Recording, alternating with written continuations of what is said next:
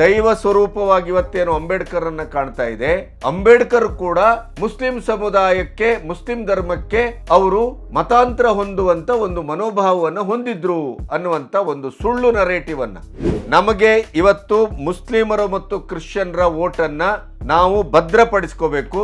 ಹಿಂದೂಗಳನ್ನ ಜಾತಿ ಹೆಸರಿನಲ್ಲಿ ಒಡೆಬೇಕು, ಪ್ರಾದೇಶಿಕತೆ ಹೆಸರಿನಲ್ಲಿ ಒಡೆಬೇಕು, ಧರ್ಮದ ಹೆಸರಿನಲ್ಲಿ ಒಡೆಬೇಕು. ಇದಕ್ಕೆ ಎಡಪಂಥೀಯರು ಮತ್ತು ಬುದ್ಧಿಜೀವಿಗಳ ತಮಟೆ. ಕಾಂಗ್ರೆಸ್ಸಿನ ರಾಜಕಾರಣದ ಕುತಂತ್ರ ಇವತ್ತು ಬೀದಿಗೆ ಬಂದು ನಿಂತಿದೆ. ಅವರ ಹತಾಶೆಯ ಪರಮಾವಧಿ ಇದು. ಏನಕ್ಕೇನ ನಾವು ಅಧಿಕಾರ ರಾಜಕಾರಣಕ್ಕೆ ಬರಬೇಕು? ಸಂವಿಧಾನವನ್ನ ಕೈಯಲ್ಲಿ ಹಿಡ್ಕೊಂಡು ಸಂವಿಧಾನದ ಪುಟ ಸಂಖ್ಯೆಯೇ ಗೊತ್ತಿಲ್ಲದೆ ಇದ್ದಂಥವರು ಮೋದಿ ಅಂತವರಿಗೆ ಸಂವಿಧಾನವನ್ನೇ ಓದ್ಲಿಲ್ಲ ಅನ್ನುವ ಉದ್ದಟತನವನ್ನ ಪ್ರದರ್ಶಿಸುವವರು ಸಂವಿಧಾನವನ್ನ ಯಾವ ರೀತಿ ರಕ್ಷಿಸ್ತಾರೆ ಮತ್ತು ಭಕ್ಷಿಸ್ತಾರೆ ಅಂತ ನೀವು ಗಮನಿಸಬೇಕು. ರಾಮ ಮತ್ತು ಕೃಷ್ಣನ ಹೆಸರಲ್ಲಿ ಯದ್ವ ತದ್ವ ಬೈಯುವವರು ಎಲ್ಲರೂ ಹಿಂದೂಗಳೇ. ಹಿಂದೂಗಳ ಕಂದಾಚಾರವನ್ನ ಪ್ರಶ್ನಿಸ್ತಾ ಹಿಂದೂಗಳನ್ನ ಛಿದ್ರಗೊಳಿಸ್ತಾ ಇರುವಂತವ್ರು ಯಾರು? ಜಾತಿಯ ಹೆಸರಿನಲ್ಲಿ, ಅಸ್ಪೃಶ್ಯತೆಯ ಹೆಸರಿನಲ್ಲಿ ನಮ್ಮನ್ನ ನಾವು ಸರ್ವನಾಶ ಮಾಡಿಕೊಳ್ಳುತ್ತಾ ಇರುವವರು ಯಾರು? ಹಿಂದೂಗಳೇ.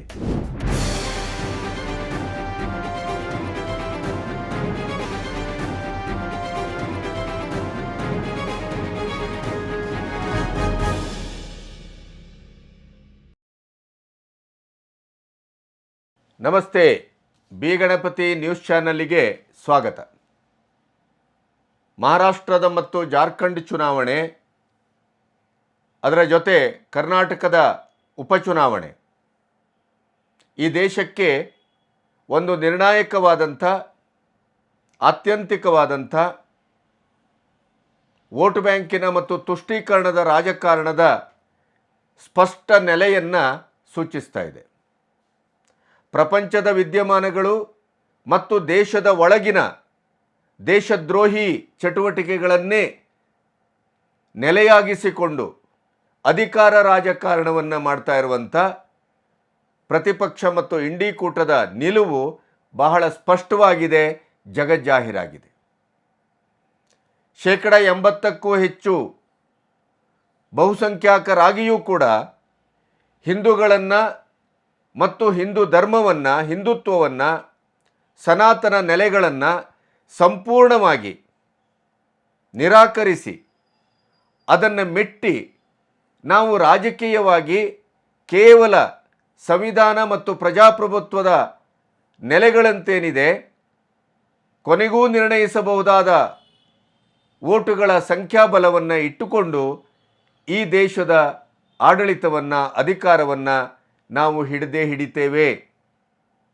ಹತಾಶ ರಾಜಕಾರಣದ ಒಂದು ಆತ್ಯಂತಿಕ ಸ್ವರೂಪವನ್ನು ಕಾಂಗ್ರೆಸ್ಸು ನಮ್ಮೆದುರು ಬಹಳ ಕಟುವಾಗಿ ಪ್ರದರ್ಶನ ಮಾಡ್ತಾ ಇದೆ.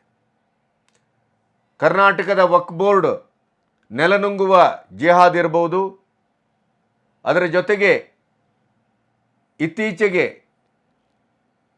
ಗುತ್ತಿಗೆಯಲ್ಲೂ ಕೂಡ ಸಾಂವಿಧಾನಿಕವಾಗಿ ಪ್ರಜಾತಂತ್ರದ ವ್ಯವಸ್ಥೆಯಲ್ಲಿ ಅದರದೇ ಆದಂಥ ಒಂದು ರೀತಿ ನೀತಿ ಅಂತಿದೆ, ಅದೆಲ್ಲವನ್ನ ಗಾಳಿಗೆ ತೂರಿ 4% ಅವರಿಗೆ ಮೀಸಲಾತಿಯನ್ನು ಘೋಷಿಸುವಂಥ ಹಂತಕ್ಕೂ ಸರ್ಕಾರ ಹೋದದನ್ನು ಕರ್ನಾಟಕದಲ್ಲೇ ನೋಡಿದ್ದೇವೆ.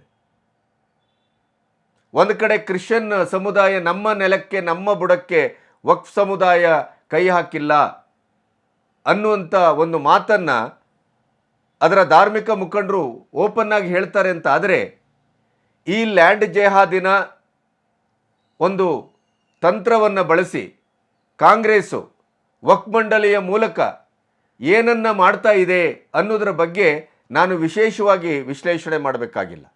ಅಂದರೆ ಕಾಂಗ್ರೆಸ್ಸಿನ ಉದ್ದೇಶ ಏನು? ಒಂದು ಕಡೆ ಅಲ್ಪಸಂಖ್ಯಾತರು ಅಂತ ಬಂದಾಗ ಮುಸ್ಲಿಂ ಸಮುದಾಯ ಮತ್ತು ಕ್ರಿಶ್ಚಿಯನ್ ಸಮುದಾಯದ ವೋಟ್ ಬ್ಯಾಂಕನ್ನು ಸುರಕ್ಷಿತವಾಗಿ, ಭದ್ರವಾಗಿ ಉಳಿಸಿಕೊಳ್ಳುವಂಥ ಎಲ್ಲ ತಂತ್ರಗಳನ್ನು ಅದು ನೇರ ಮಾಡ್ತಾ ಇದೆ. ಅದರ ಟಾರ್ಗೆಟ್ ಏನು ಅಂತಂದರೆ ಫಿಕ್ಸೆಡ್ ಡಿಪಾಸಿಟ್ ಅನ್ನುವಂಥ ಈ ಎರಡು ಸಮುದಾಯದ ವೋಟನ್ನು ಇಟ್ಕೊಂಡು ಹಿಂದೂ ಸಮುದಾಯವನ್ನು ಒಗ್ಗಟ್ಟಾಗದೇ ಇದ್ದ ಹಾಗೆ, ಏಕೀಕೃತಗೊಳ್ಳದೇ ಇದ್ದ ಹಾಗೆ ಅದನ್ನು ಛಿದ್ರಗೊಳಿಸುವಂಥ ಎಲ್ಲ ಆಯುಧಗಳನ್ನು ಬಳಸೋದು. ಅದು ಜಾತಿ ಸಮೀಕ್ಷೆ ಇರ್ಬೋದು, ಬಡವ ಬಲ್ಲಿದ ಅಂತಿರ್ಬೋದು, ಧಾರ್ಮಿಕತೆಯ ಪ್ರಶ್ನೆ ಇರ್ಬೋದು, ಬುಡಕಟ್ಟು ಜನಾಂಗ, ತಳ ಸಮುದಾಯ, ಅಹಿಂದ, ದಲಿತರು, ಸಂವಿಧಾನ ಅಂಬೇಡ್ಕರನ್ನು ಕೂಡ ಈಗ ಹೈಜಾಕ್ ಮಾಡಲಿಕ್ಕೆ ಅಜ್ಜಂಪೀರ್ ಖಾದ್ರಿ ಅಂತವರು ಹೊರಟಿದ್ದಾರೆ. ಕಾಂಗ್ರೆಸ್ಸಿನ ಮಾಜಿ ಸಚಿವ, ಶಾಸಕ. ಅಂದರೆ ಸಂವಿಧಾನ ಮತ್ತು ಅಂಬೇಡ್ಕರ್ ಈ ದೇಶದ ಬಹಳ ದೊಡ್ಡ ಮಂತ್ರ ಮತ್ತು ನಮ್ಮ ಇಡೀ ದೇಶಕ್ಕೆ ಅದೊಂದು ದೈವ ಸಮಾನ, ದೇವರ ಸಮಾನ.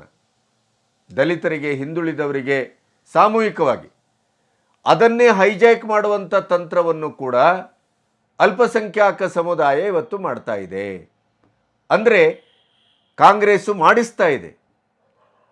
ಕೆಳವರ್ಗ, ದಲಿತ ವರ್ಗ, ಶೋಷಿತ ವರ್ಗ ದೈವ ಸ್ವರೂಪವಾಗಿ ಇವತ್ತೇನು ಅಂಬೇಡ್ಕರನ್ನು ಕಾಣ್ತಾ ಇದೆ. ಅಂಬೇಡ್ಕರ್ ಕೂಡ ಮುಸ್ಲಿಂ ಸಮುದಾಯಕ್ಕೆ, ಮುಸ್ಲಿಂ ಧರ್ಮಕ್ಕೆ ಅವರು ಮತಾಂತರ ಹೊಂದುವಂಥ ಒಂದು ಮನೋಭಾವವನ್ನು ಹೊಂದಿದ್ರು ಅನ್ನುವಂಥ ಒಂದು ಸುಳ್ಳು ನರೇಟಿವನ್ನು, ಥಾಟ್ಸ್ ಆಫ್ ಪಾಕಿಸ್ತಾನವನ್ನು ಓದಿ, ಅಂಬೇಡ್ಕರ್ರ ಕಲೆಕ್ಷನ್ಸನ್ನು ಓದಿ, ಅಂಬೇಡ್ಕರ್ರ ಸಂಪೂರ್ಣ ಜೀವನವನ್ನು ನೋಡಿ ಅವರು ಮುಸ್ಲಿಂ ಧರ್ಮದ ಬಗ್ಗೆ, ಅದರ ಒಳಗಿನ ಕೊಳಕುಗಳ ಬಗ್ಗೆ, ಅದರ ಅಹಿಷ್ಣುತೆಯ ಬಗ್ಗೆ ಎಷ್ಟು ಕಟುವಾಗಿ ಹೇಳಿದ್ದಾರೆ ಅನ್ನೋದು ಇವತ್ತು ಜಗತ್ತಿನ ಎದುರು ಇರುವಂಥ ಸತ್ಯ. ಅದು ಆದರೂ ಕೂಡ ಅಂಬೇಡ್ಕರನ್ನು ಹೈಜಾಕ್ ಮಾಡಲಿಕ್ಕೆ ಹೊರಟಿದ್ದಾರೆ. ಇನ್ನು ನೀವು ಗಮನಿಸಿದ್ದೀರಿ, ಇವತ್ತಿನ ಒಂದು ಸುದ್ದಿಯನ್ನು ಗಮನಿಸಿರ್ಬೋದು. ಬಾಂಗ್ಲಾದಲ್ಲಿ ಮಧ್ಯಂತರ ಸರ್ಕಾರ ಬಂದಿದೆ. ಮೊಹಮ್ಮದ್ ಯುನೀಸ್ ಅವರು ಪ್ರಧಾನಿಯಾಗಿದ್ದಾರೆ. ಅಲ್ಲಿ ಸಂವಿಧಾನದಲ್ಲಿ ಇದ್ದಂಥ ಜಾತ್ಯತೀತತೆ ಮತ್ತು ಸಮಾಜವಾದ ಶೇಖ್ ಹಸೀನಾ ಅವರ ಕಾಲದಲ್ಲಿ ಅಮೆಂಡ್ಮೆಂಟ್ ಆದದ್ದು. ಅದನ್ನು ಸಂಪೂರ್ಣ ತೆಗೆದು ಇಸ್ಲಾಮಿಕ್ ರಾಷ್ಟ್ರವನ್ನಾಗಿಸಲಿಕ್ಕೆ ಹೊರಟಿದ್ದಾರೆ, ಜಸ್ಟ್ ಪಾಕಿಸ್ತಾನದ ಹಾಗೆ. ಇಂಗ್ಲೆಂಡಿನಲ್ಲಿ ಎಲ್ಲಿ ನಡೀತಾ ಇದೆ ಅನ್ನೋದನ್ನು ಕಳೆದ ವಿಡಿಯೋದಲ್ಲಿ ಹೇಳಿದ್ದೇನೆ ನಾನು. ಇಡೀ ಜಗತ್ತಲ್ಲಿ ಏನು ನಡೀತಾ ಇದೆ ಅನ್ನೋದನ್ನು ನೀವು ಗಮನಿಸ್ತಾ ಇದ್ದೀರಿ. ಅಂದರೆ ಈ ಜೆಹಾದಿ ಚಟುವಟಿಕೆ ಭಾರತದ ಹೊರಗಡೆಗೂ ಮತ್ತು ಭಾರತದ ಒಳಗಡೆಗೂ ನಡೆಯುವಂಥ ಏಕ ಸಮಯದಲ್ಲಿ ಏಕೀಕೃತಗೊಂಡಂಥ ಒಂದು ವಾತಾವರಣವನ್ನು ನೀವು ಗಮನಿಸ್ತಾ ಇದ್ದೀರಿ. 2024ರಲ್ಲಿ ಮೊದಲ ಬಾರಿಗೆ, ಬಹುಶಃ 75 ವರ್ಷದಲ್ಲಿ ಪ್ರಥಮ ಬಾರಿಗೆ ತುಷ್ಟೀಕರಣದ ರಾಜಕಾರಣ ಮತ್ತು ವೋಟ್ ಬ್ಯಾಂಕಿನ ರಾಜಕಾರಣದ ತುರಿಯಾವಸ್ಥೆಯನ್ನು ನಾವು ಗಮನಿಸಿದ್ದೇವೆ. ಇಲ್ಲಿಯವರೆಗೆ ಅಲ್ಪಸಂಖ್ಯಾತ ಸಮುದಾಯ, ಮುಖ್ಯವಾಗಿ ಮುಸ್ಲಿಂ ಸಮುದಾಯ ಏನು ಮಾಡ್ತಾ ಇತ್ತು? ರಾಜ್ಯಕ್ಕೆ ಸಂಬಂಧಿಸಿ, ಸ್ಥಳೀಯತೆಗೆ ಸಂಬಂಧಿಸಿ ಪ್ರಾದೇಶಿಕ ಪಕ್ಷಗಳನ್ನು ಹೆಚ್ಚು ಅವಲಂಬಿಸಿತ್ತು. ನೇರ ಕನ್ಸಾಲಿಡೇಟ್ ಆಗಿ ಧ್ರುವೀಕರಣಗೊಂಡು ಕಾಂಗ್ರೆಸ್ಸಿಗೋ ಇಂಡಿ ಕೂಟಕ್ಕೋ ಅದು ಮತವನ್ನು ಹಾಕ್ತಾ ಇರಲಿಲ್ಲ. ಆದರೆ ಮೋದಿಯವರ 10 ವರ್ಷದ ಬೆಳವಣಿಗೆ, ಮುಖ್ಯವಾಗಿ ಸುಪ್ರೀಂ ಕೋರ್ಟ್ ಆದೇಶದ ಮೇರೆಗೆ ಯಾವತ್ತು ಅಯೋಧ್ಯೆಯಲ್ಲಿ ರಾಮಲಲ್ಲಾನ ಪ್ರತಿಷ್ಠಾಪನೆ ಆಯಿತೋ ಅಂದಿನಿಂದ ಈ ವೋಟ್ ಬ್ಯಾಂಕಿನ ರಾಜಕಾರಣವನ್ನು, ತುಷ್ಟೀಕರಣದ ರಾಜಕಾರಣವನ್ನು ತನ್ನ ಭದ್ರವಾದಂಥ ಮತ್ತು ಪರ್ಮನೆಂಟ್ ಆದಂಥ ಆಸ್ತಿಯಾಗಿಸಿಕೊಳ್ಳುವತ್ತ ಕಾಂಗ್ರೆಸ್ಸು ಮುಂದಾಯಿತು. ಅದಕ್ಕೆ ಇಡೀ ಮುಸ್ಲಿಂ ಸಮುದಾಯದ ಧಾರ್ಮಿಕ ನೆಲೆಗಳು ಒಗ್ಗೂಡಿದವು. 2024ರಲ್ಲಿ ಇಡೀ ದೇಶದಲ್ಲಿ ಮುಸ್ಲಿಂ ಮತ ಧ್ರುವೀಕರಣಗೊಂಡಿತು ಮತ್ತು ಅದು ಅಘೋಷಿತವಾಗಿ ಒಂದು ಪತ್ವವನ್ನು ಹೊರಡಿಸಿತು. ನಮ್ಮೆಲ್ಲರ ಮತ ಇಂಡಿ ಕೂಟಕ್ಕೆ. ಎದುರುಗಡೆ ಮೋದಿಯವರು ಮಾಡಿದಂಥ ತ್ರಿಬಲ್ ತಲಾಖಿನ ತೆಗೆದುಹಾಕುವಿಕೆ ಇರ್ಬೋದು, ಆ ಸಮುದಾಯಕ್ಕೆ ಮಾಡಿದಂಥ ಬೇರೆ ಬೇರೆ ಒಂದು ಸಾಮಾಜಿಕವಾದಂಥ ಪುರೋಗಮನದ ಹೆಜ್ಜೆಗಳಿರ್ಬೋದು, ಇವೆಲ್ಲವನ್ನು ಇವನ್ 370ಯನ್ನು ತೆಗೆದಂಥ ಕಾಶ್ಮೀರದ ನೆಲದಲ್ಲೂ ಕೂಡ ಮುಸ್ಲಿಂ ಸಮುದಾಯದ ಹೆಣ್ಮಕ್ಕಳು ಮೋದಿಯವರನ್ನು ಬೆಂಬಲಿಸುವಂಥ ಒಂದು ನಾಟಕವನ್ನು ಮಾಡಿದರು. ಹೊರಗಡೆ ಒಂದು, ಹೊರಗಡೆ ಒಂದು, ಒಳಗಡೆ ಒಂದು. 80%ಕ್ಕೂ ಹೆಚ್ಚು ಸರ್ಕಾರದ ಸೌಲಭ್ಯಗಳನ್ನು ಯಾರು ಬಳಸ್ಕೊಳ್ತಾ ಇದ್ದಾರೆ ಅಂತಂದರೆ, ಇತ್ತೀಚಿನ ಸಮೀಕ್ಷೆ ಹೇಳುವ ಪ್ರಕಾರ ಅದು 100ಕ್ಕೆ 100 ಮುಸ್ಲಿಂ ಸಮುದಾಯ. ಆದರೆ ಚುನಾವಣೆ ಅಂತ ಬಂದಾಗ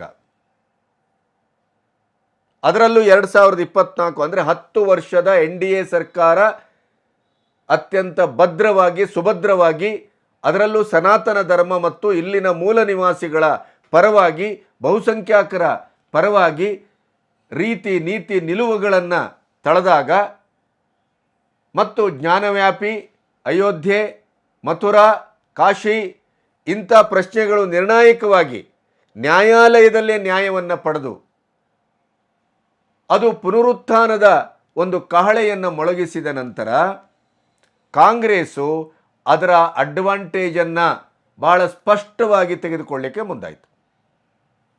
ನಮಗೆ ಇವತ್ತು ಮುಸ್ಲಿಮರು ಮತ್ತು ಕ್ರಿಶ್ಚಿಯನ್ರ ವೋಟನ್ನು ನಾವು ಭದ್ರಪಡಿಸ್ಕೋಬೇಕು, ಹಿಂದೂಗಳನ್ನು ಜಾತಿ ಹೆಸರಿನಲ್ಲಿ ಒಡೆಯಬೇಕು, ಪ್ರಾದೇಶಿಕತೆ ಹೆಸರಿನಲ್ಲಿ ಒಡೆಯಬೇಕು, ಧರ್ಮದ ಹೆಸರಿನಲ್ಲಿ ಒಡೆಯಬೇಕು. ಇದಕ್ಕೆ ಎಡಪಂಥೀಯರು ಮತ್ತು ಬುದ್ಧಿಜೀವಿಗಳ ತಮಟೆ. ಈಗ ಅದಕ್ಕೆ ಒಂದು ಸ್ಪಷ್ಟವಾದಂಥ ಬಾಹ್ಯದ ಸ್ವರೂಪ ಸಿಗ್ತಾ ಇದೆ. ಅಸಂವಿಧಾನಿಕವಾಗಿ ಮತ್ತು ಜನತಂತ್ರ ವ್ಯವಸ್ಥೆಯಲ್ಲಿ ಆಗಬಾರದಂಥ ಒಂದು ವಿಪ್ಲವ, ಆಗಬಾರದಂಥ ಒಂದು ನಡೆ ಮಹಾರಾಷ್ಟ್ರದಲ್ಲಿ ಕಾಣ್ತಾ ಇದೆ. ಅದು ಏನು ಅಂತಂದರೆ, ಮುಸ್ಲಿಂ ಪರ್ಸನಲ್ ಲಾ ಬೋರ್ಡ್ ಹಾಗೂ ಮುಸ್ಲಿಂ ಧಾರ್ಮಿಕ ಮೌಲ್ಯಗಳು ಇತ್ತೀಚೆಗೆ ಒಂದು 3-4 ದಿನದ ಹಿಂದೆ ಮಹಾರಾಷ್ಟ್ರದಲ್ಲಿ ಒಂದು ಬೃಹತ್ ಸಮಾವೇಶದ ದೃಷ್ಟಿಯಲ್ಲಿ ಒಂದು ಪ್ರೆಸ್ ಮೀಟನ್ನು ಮಾಡ್ತದೆ.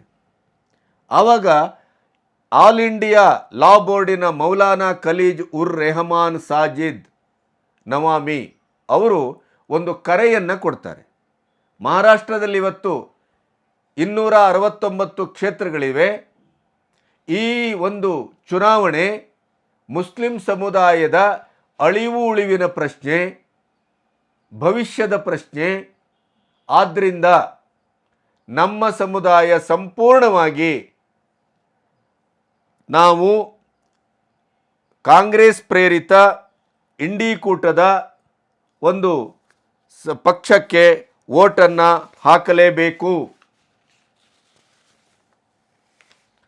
ಮಹಾವಿಕಾಸ್ ಅಘಾಡಿಗೆ ಮುಸ್ಲಿಂ ಸಮುದಾಯದ ವೋಟು ನಿರ್ಣಾಯಕವಾಗಿ ಸಲ್ಲತಕ್ಕದ್ದು, ಅವರಿಗೆ ಮಾತ್ರ ನೀವು ವೋಟ್ ಮಾಡಬೇಕು ಅನ್ನುವಂಥ ಪತ್ವವನ್ನು ವೋಟ್ ಜಿಹಾದ್ ಅಂತ ಇದಕ್ಕೆ ನಾವು ಕರೆಯಬೇಕಾಗಿದೆ.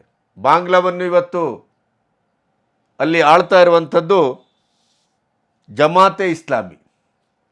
ಈ ಜಮಾತೆ ಇಸ್ಲಾಮಿಯ ಸಂಘಟನೆಯೇ ಇಡೀ ವಿಶ್ವಾದ್ಯಂತ ಜೆಹಾದಿ ಚಟುವಟಿಕೆಗಳನ್ನು ಮಾಡ್ತಾ ಇರುವಂಥದ್ದು ನಿಮಗೆ ಗೊತ್ತಿದೆ.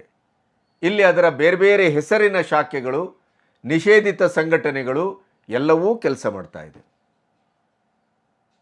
ಮುಸ್ಲಿಂ ಸಮುದಾಯ ಮಹಾರಾಷ್ಟ್ರದಲ್ಲಿ ನಿರ್ಣಾಯಕವಾದಂಥ ಮತ. ಹಾಗಾಗಿ ಇದು ಕನ್ಸಲ್ಟೇಟ್ ಆದಂಥ ಸಂದರ್ಭ, ಧ್ರುವೀಕರಣಗೊಂಡಂಥ ಸಂದರ್ಭ. ಆಮೇಲೆ ಸಂವಿಧಾನಾತ್ಮಕವಾಗಿ ಮತದಾನ ಗುಪ್ತವಾಗಿರುತ್ತದೆ, ಮತದಾನ ವ್ಯಕ್ತಿಗತ, ಅವ ವ್ಯಕ್ತಿಗತ ಸ್ವಾಯತ್ತೆ ಮತ್ತು ಸ್ವಾತಂತ್ರ್ಯಕ್ಕೆ ಸಂಬಂಧಪಟ್ಟಂಥ ವಿಚಾರ. ಆದರೆ ಇಲ್ಲಿ ಒಂದು ಸಮುದಾಯ ಅಸಂವಿಧಾನಿಕವಾಗಿ ಅಪ್ರಜಾಪ್ರಭುತ್ವದ ನೆಲೆಯಲ್ಲಿ ಇಂಥವರಿಗೆ, ಇಂಥ ಸಂಘಟನೆಗೆ, ಇಂಥ ಪಕ್ಷಕ್ಕೆ ವೋಟ್ ಹಾಕಬೇಕು ಅನ್ನುವಂಥ ಒಂದು ಪತ್ವ ಹೊರಡಿಸಿದ್ದಿದೆಯಲ್ಲ, ಈ ವೋಟ್ ಜೆಹಾದಿ ಈ ಪ್ರಕರಣ ಭಾರತದ 75 ವರ್ಷದಲ್ಲಿ ಪ್ರಥಮವಾಗಿ ಕಾಣಿಸಿಕೊಂಡಂಥ ಚಟುವಟಿಕೆ. ಬಾಹ್ಯವಾಗಿ ಇಲ್ಲಿವರೆಗೆ ಅದು ಆಂತರಿಕವಾಗಿ ನಡೀತಾ ಇತ್ತು, ಒಳಗಡೆ ನಡೀತಾ ಇತ್ತು, ಗೌಪ್ಯವಾಗಿ ನಡೀತಾ ಇತ್ತು. ಈಗ ಅದು ಯಾವ ಮಟ್ಟಕ್ಕೆ ಬಂದಿದೆ ಅಂತಂದರೆ, ಓಪನ್ ಟು ಆಲ್, ಬಹಿರಂಗವಾಗಿಯೇ ನಾವು ಘೋಷಿಸ್ತೇವೆ. ಆಳುವ ಸರ್ಕಾರ ಕೇಂದ್ರದಲ್ಲಿ ಇನ್ನೂ 4 ವರ್ಷ ಇರುತ್ತೆ, 4.5 ವರ್ಷ. ಆದರೂ ಕೂಡ ಎಂಥ ಧಿಮಾಕು ಮತ್ತು ದರ್ಪ ಅಂದರೆ, ನಾವು ಮಹಾಗಾಡಿ ಒಟ್ಟಿಗಿದ್ದೇವೆ, ಇಂಡಿ ಕೂಟದೊಟ್ಟಿಗಿದ್ದೇವೆ, ಕಾಂಗ್ರೆಸ್ನೊಟ್ಟಿಗಿದ್ದೇವೆ, ನಾವು ನಿಮ್ಮೊಟ್ಟಿಗಿಲ್ಲ. ಇದು ಸ್ಪಷ್ಟ. ಇದಕ್ಕೆ ಕಾರಣವೂ ಇದೆ. ಈಗ ವಕ್ಫ್ ಬೋರ್ಡಿನ ತಿದ್ದುಪಡಿ, ಆಮೇಲೆ ಕಾಮನ್ ಸಿವಿಲ್ ಕೋಡ್ ಇವೆಲ್ಲವೂ ತರ್ತಾ ಇರುವಂಥ ಹಿನ್ನೆಲೆಯಲ್ಲಿ ಕಾಂಗ್ರೆಸ್ಸಿನ ರಾಜಕಾರಣದ ಕುತಂತ್ರ ಇವತ್ತು ಬೀದಿಗೆ ಬಂದು ನಿಂತಿದೆ. ಅವರ ಹತಾಶೆಯ ಪರಮಾವಧಿ ಇದು. ಏನಕ್ಕೇನ ನಾವು ಅಧಿಕಾರ ರಾಜಕಾರಣಕ್ಕೆ ಬರಬೇಕು? ಕರ್ನಾಟಕದಲ್ಲಿ ನೀವು ಗಮನಿಸ್ತಾ ಇದ್ದೀರಿ, ದೇ ಆರ್ ಅವರ್ ಬ್ರದರ್ಸ್ ಅಂತ ಹೇಳಿದಂಥ ಒಂದೇ ಮಾತಿಗೆ ಇವತ್ತು ಪೊಲೀಸರ ಮೇಲೆ ಕೈ ಮಾಡ್ತಾರೆ, ಲಾವನ್ನು ಕೈ ತೆಗೆದುಕೊಳ್ತಾರೆ. ವಕ್ಫ್ ಬೋರ್ಡಿನ ಹೆಸರಿನಲ್ಲಿ ಅಮಾಯಕ ರೈತರು, ಮುಖ್ಯವಾಗಿ ಹಿಂದೂಗಳ ದೇವಸ್ಥಾನಗಳನ್ನು, ಚಾರಿತ್ರಿಕವಾದ ನೆಲೆಗಳನ್ನು ಸಂಪೂರ್ಣವಾಗಿ ನಮ್ಮದು ಅನ್ನುವಂಥ ಒಂದು ಉದ್ದಟತನವನ್ನು ಮೆರೆತಾ ಇದ್ದಾರೆ. ಅದಕ್ಕೆ ಕಾಂಗ್ರೆಸ್ಸಿನ ಆಡಳಿತವೇ ಸೂತ್ರಧಾರಿಕೆಯನ್ನು ನಿರ್ವಹಿಸ್ತಾ ಇದೆ. ಜಾರ್ಖಂಡ್ನಲ್ಲಿ ಅವರು ಘೋಷಿಸ್ತಾರೆ, ನುಸುಳುಕೋರರಿಗೆ 450 ರೂಪಾಯಿಗೆ ನಾವು ಗ್ಯಾಸ್ ಹಂಡೆಯನ್ನು ಕೊಡ್ತೇವೆ ಅಂತ. ಅಂದರೆ ನೀವು ನುಸುಳುಕೋರರನ್ನು ಇವತ್ತು ತಡೆಯಬೇಕು ಅಂತ UGC ತರಲಿಕ್ಕೆ ಹೊರಟಿದೆ ಕೇಂದ್ರ ಸರ್ಕಾರ. ಆದರೆ ನೀವು ನುಸುಳುಕೋರರನ್ನೇ ಪ್ರೋತ್ಸಾಹಿಸ್ತೇವೆ, ಬಾಂಗ್ಲಾ ನುಸುಳುಕೋರರನ್ನೇ ವೋಟ್ ಬ್ಯಾಂಕ್ ಆಗಿ ಇರಿಸಿಕೊಂಡು ಪಶ್ಚಿಮ ಬಂಗಾಳದಲ್ಲಿ ಏನು ನಡೀತಾ ಇದೆ ಅನ್ನೋದು ನಮಗೆ ಗೊತ್ತಾಗ್ತಾ ಇದೆ. ಆಸಾಂನಲ್ಲಿ ಬಿಸ್ವಾಸ್ ಅದನ್ನು ತಡೆಯುವ ಎಲ್ಲ ಪ್ರಯತ್ನವನ್ನು ಮಾಡ್ತಾ ಇದ್ದಾರೆ. ಅಂದರೆ ದೇಶದ್ರೋಹಿಗಳ ಚಟುವಟಿಕೆಗಳು ಕಣ್ಣಿಗೆ ಕಾಣ್ತಾ ಇದ್ರೂ ಕೂಡ ಅವರು ಸ್ಲೀಪರ್ ಸೆಲ್ಗಳಾಗಿ ಯಾವ ರೀತಿಯಲ್ಲಿ ಕೆಲಸ ಮಾಡ್ತಾ ಇದ್ದಾರೆ ಅನ್ನೋದನ್ನು ನಾವು ಗಮನಿಸ್ತಾ ಇದ್ದೇವೆ. ಮಹಾರಾಷ್ಟ್ರದಲ್ಲಿ ಒಂದು ಹಳ್ಳಿಯನ್ನೇ, ಅದು ದೇಶದ ಹೊರಗಡೆಯ ಶರಿಯತ್ ಲಾವನ್ನು ಇಟ್ಟುಕೊಂಡು ನಾವು ಹಮಾಸನೊಟ್ಟಿಗೆ ನೇರವಾಗಿ ಗುರುತಿಸ್ಕೊಳ್ತಾ ಇದ್ದೇವೆ. ನಾವು ಭಾರತದ ಒಂದು ಸಂವಿಧಾನವನ್ನು, ಪ್ರಜಾಪ್ರಭುತ್ವವನ್ನು ಒಪ್ಪಿಕೊಳ್ತಾ ಇಲ್ಲ. ಈ ಹಳ್ಳಿ ಇದು ಕಂಪ್ಲೀಟ್ ಆಗಿ ಇದು ಹಮಾಸಿನ ಕೈಯಲ್ಲಿದೆ, ಇದು ಮುಸ್ಲಿಂ ರಾಷ್ಟ್ರದ ಒಂದು ತುಣುಕು ಅನ್ನುವ ರೀತಿಯಲ್ಲಿ ವರ್ತಿಸ್ತಾ ಇದ್ದದ್ದನ್ನು ಗಮನಿಸಿದ್ದೀರಿ. ಅಲ್ಲಿ ನಮ್ಮ ಆರ್ಮಿಯ ತನಿಖಾ ದಳ ಹೇಗೆ NIA ಎಂಟ್ರಿ ಕೊಟ್ಟಿತು, ಇಡೀ ಹಳ್ಳಿಯನ್ನು ಕೈಗೆ ತೆಗೆದುಕೊಳ್ತು. ಅಲ್ಲಿ ಎಂತೆಂಥ ಸ್ಲೀಪರ್ ಸೆಲ್ಗಳಿದ್ರು, ಎಂತೆಂಥ ದೇಶದ್ರೋಹಿಗಳಿದ್ರು ಅನ್ನುವಂಥ ಕಥೆಯನ್ನು ಕಳೆದ ವಿಡಿಯೋದಲ್ಲಿ ನಾನು ಪ್ರಸ್ತಾಪ ಮಾಡಿದ್ದೆ. ಅಂದರೆ ದೇಶ ಇವತ್ತು ಏನಾಗ್ತಾ ಇದೆ, ಕಾಂಗ್ರೆಸ್ಸು ಯಾವ ಮಟ್ಟಕ್ಕೆ ತನ್ನ ಕ್ಷುದ್ರ ರಾಜಕೀಯವನ್ನು ಮಾಡ್ತಾ ಇದೆ. ಯೋಗಿ ಆದಿತ್ಯನಾಥನಂಥ ಒಬ್ಬ ಮಹಾಸಂತನನ್ನು, ದೇಶಕ್ಕಾಗಿ ಪ್ರಾಣವನ್ನು ಕೊಡುವ, ಯಾವುದೇ ಸ್ವಾರ್ಥದ ಲವಲೇಶವೂ ಇಲ್ಲದೇನೆ ಆಡಳಿತ ಮಾಡ್ತಾ ಇದ್ದಂಥ ಶುದ್ಧ ಒಬ್ಬ ಸನ್ಯಾಸಿಯನ್ನು ಅವರ ಕಾವಿಯ ಬಟ್ಟೆಯ ಒಂದು ಸ್ವರೂಪವನ್ನು ವೇಷ ಅಂತ ಬಳಸಿದರು ಶಬ್ದವನ್ನು. ಇದೇ ಖರ್ಗೆ ಅವರು ಭಯೋತ್ಪಾದಕ ಅನ್ನುವ ರೀತಿಯ ಶಬ್ದವನ್ನು ಬಳಸಿದರು. ಅವರ ಬೋಳು ತಲೆಯನ್ನು ವ್ಯಂಗ್ಯ ಮಾಡಿದರು.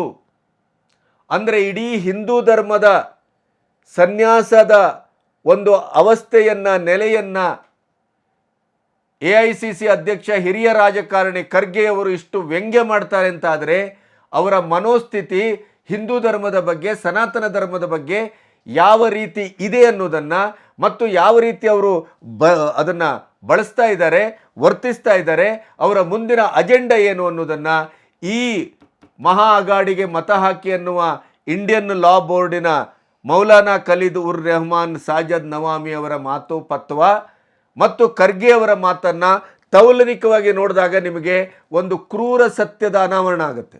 ಕಾಂಗ್ರೆಸ್ ಯಾವ ರೀತಿ ದೇಶವನ್ನು ಕೊಂಡೋಗ್ಲಿಕ್ಕೆ ಪ್ರಯತ್ನ ಮಾಡ್ತಾ ಇದೆ ಅಂತ ಅರ್ಥ ಆಗುತ್ತೆ. ಇಸ್ಲಾಮಿಕ್ ರಾಷ್ಟ್ರ ಮಾಡಲಿಕ್ಕೆ ಹೊರಟಂಥ ಬಾಂಗ್ಲಾದೇಶದ ಆ ಮಹಾ ಒಂದು ಕ್ರಾಂತಿ ಇದೆಯಲ್ಲ, ಆ ಕ್ರಾಂತಿಯ ಎಲ್ಲ ನೇತಾರರೊಟ್ಟಿಗೆ ರಾಹುಲ್ ಗಾಂಧಿ ಅವರ ಇಂಟರ್ಲಿಂಕ್ ಇದೆ.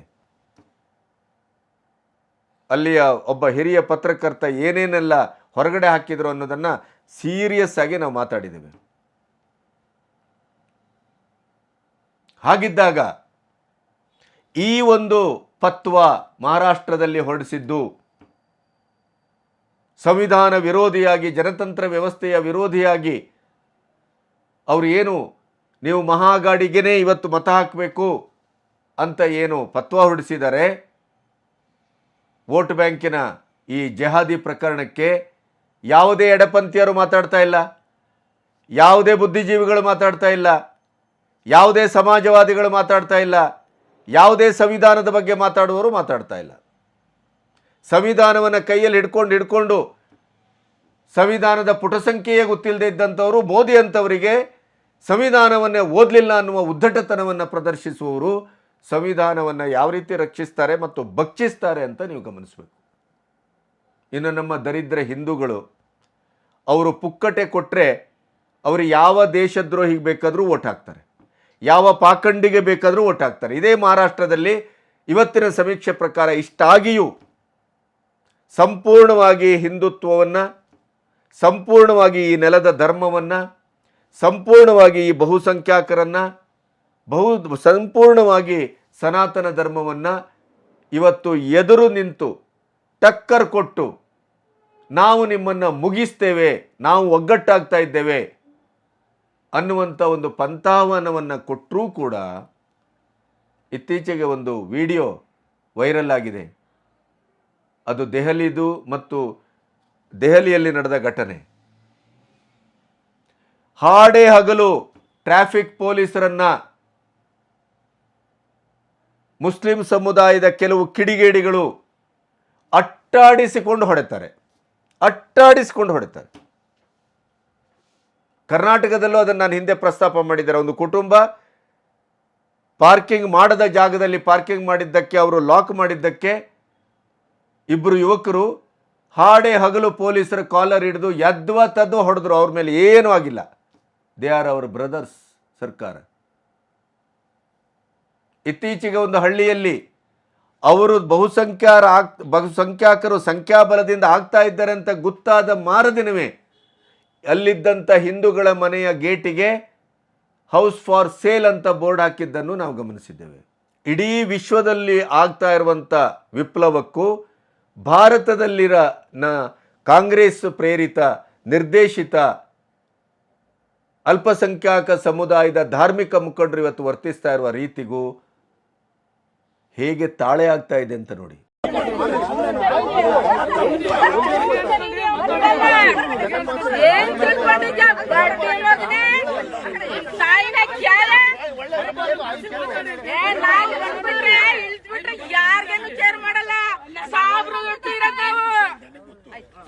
ಮರ್ಡರ್ ಮಾಡಿ ಜೈಲ್ಗೆ ಹೋಗ್ತೀವಿ, ಮುಂದೆನೆ ತೋರಿಸ್ತಾ ಇದೆಯಲ್ಲ, ಮಾರ್ಕ್ಸ್ ತಗೊಂಡು ಹೊಡೆದ್ಬಿಡ್ತೀವಿ. ಏನು ಔಸ್ಕೊಂಡ್ ಬಂದಿಲ್ಲ. ಮುಸ್ಲಿಮ್ಸ್ ಅಂತ ಮಾಡ್ತಾ ಇದ್ದೀರಾ ನೀವೆಲ್ಲ ಸೇರ್ಕೊಂಡು. ಮುಸ್ಲಿಂ ತನಕ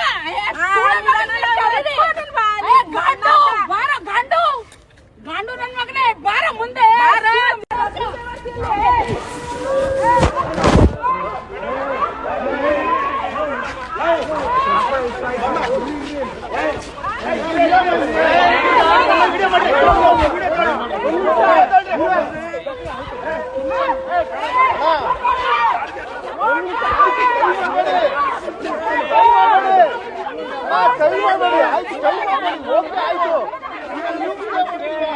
ವಿಡಿಯೋ ಮಾಡ್ತೀವಮ್ಮ.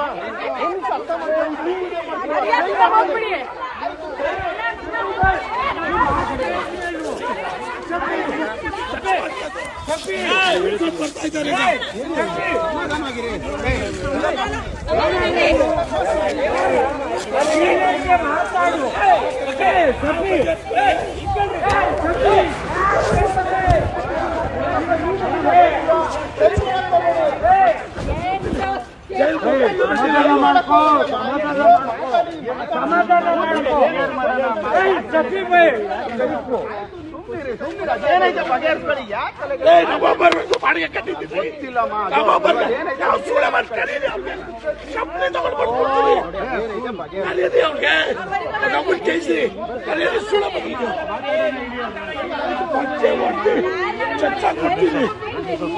ಸಮಾಧಾನ ಮಾಡ್ಕೊ, ಸಮಾಧಾನ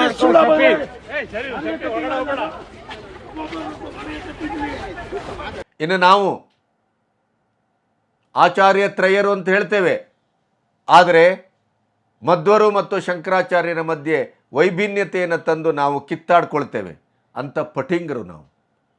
ರಾಮ ಮತ್ತು ಕೃಷ್ಣನ ಹೆಸರಲ್ಲಿ ಯದ್ವ ತದ್ವ ಬೈಯುವವರು ಎಲ್ಲರೂ ಹಿಂದೂಗಳೇ. ಹಿಂದೂಗಳ ಕಂದಾಚಾರವನ್ನು ಪ್ರಶ್ನಿಸ್ತಾ ಹಿಂದೂಗಳನ್ನು ಛಿದ್ರಗೊಳಿಸ್ತಾ ಇರುವಂಥವ್ರು ಯಾರು? ನಾವೇ.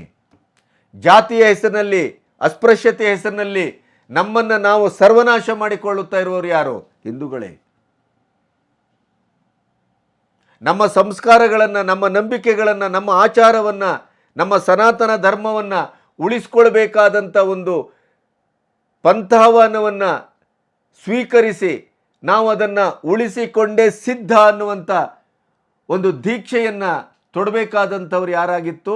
ಹಿಂದೂಗಳಾಗಿತ್ತು. ಆದರೆ ದೌರ್ಭಾಗ್ಯ ಏನು, ಅದನ್ನು ಯಾರೂ ಮಾಡುವಂಥ ದೀಕ್ಷೆಯನ್ನು ತೊಡಲಿಕ್ಕೆ ಸಿದ್ಧವಾಗಿಲ್ಲ. ಜಾತಿಯ ಹೆಸರಿನಲ್ಲಿ ಹೊಡಿತಾ ಇದ್ದಾರೆ, ಧರ್ಮದ ಹೆಸರಿನಲ್ಲಿ ಹೊಡಿತಾ ಇದ್ದಾರೆ, ಜನಾಂಗೀಯ ಹೆಸರಿನಲ್ಲಿ ಹೊಡಿತಾ ಇದ್ದಾರೆ, ಬಣ್ಣದ ಹೆಸರಿನಲ್ಲಿ ಹೊಡಿತಾ ಇದ್ದಾರೆ, ವೃತ್ತಿಯ ಹೆಸರಿನಲ್ಲಿ ಹೊಡಿತಾ ಇದ್ದಾರೆ, ಬಿಟ್ಟಿ ಭಾಗ್ಯಗಳನ್ನು ಕೊಟ್ಟು ಅದರ ಹೆಸರಿನಲ್ಲಿ ಹೊಡಿತಾ ಇದ್ದಾರೆ.